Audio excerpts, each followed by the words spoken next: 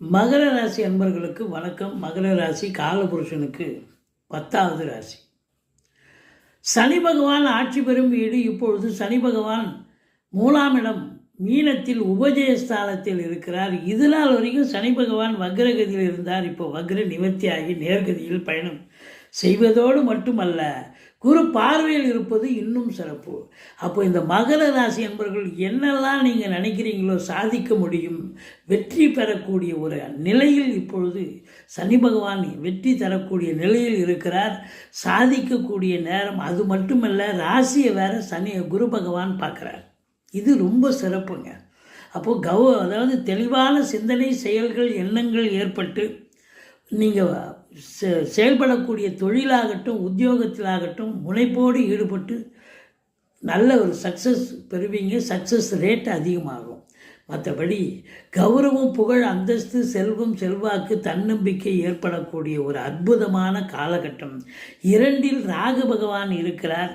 அதனால் 8ல் கேது இருக்கிறார். ராகு கேதுவுக்கு பிரீத்தி பண்ணிக்கோங்க. 8ஆம் இடம்ங்கிறது அசிங்கம், அவமானத்தை தரக்கூடிய இடம். அடுத்தவங்களுக்கு பஞ்சாயத்து போகிறேன், அடுத்தவங்களுக்கு ஹெல்ப் பண்ணுறேன்னு போய் நீங்கள் போய் வம்பு தும்புல மாட்டாதீங்க.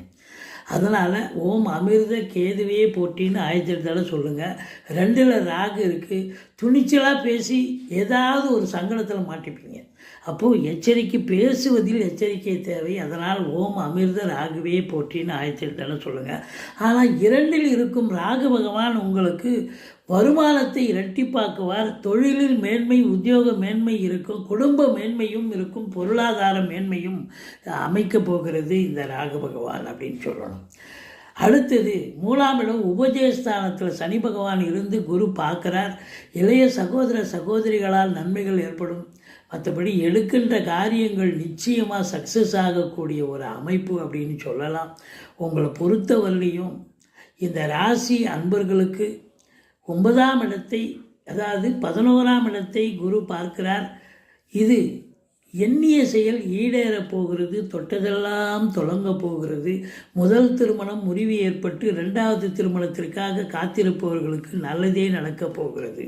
பாருங்கள், 10க்குடைய சுக்கிரன் இந்த மகரத்துக்கு 10ஆம் இடத்துக்கு 5க்கும் 10க்கும் ஆதிபத்தியம் பெற்ற சுக்கிரன் 10ஆம் இடத்து அதிபதி 11ல் அமர்ந்து குரு பார்வையில் பெற்று 5ஆம் இடத்தை பார்க்குறார்.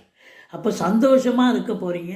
சீட்டாட்ட, race, lottery, speculation, share market போன்றவற்றில் ஈடுபாடு காட்டுபவர்களுக்கு அற்புதமான காலம். மற்றபடி அரசாங்க உத்தியோகமாகட்டும், தனியார் துறையாகட்டும், சொந்த தொழில் பண்ணக்கூடியவர்களாகட்டும், சினிமா இண்டஸ்ட்ரி, ரியல் எஸ்டேட் பிரமுகர்கள், செவ்வானுடைய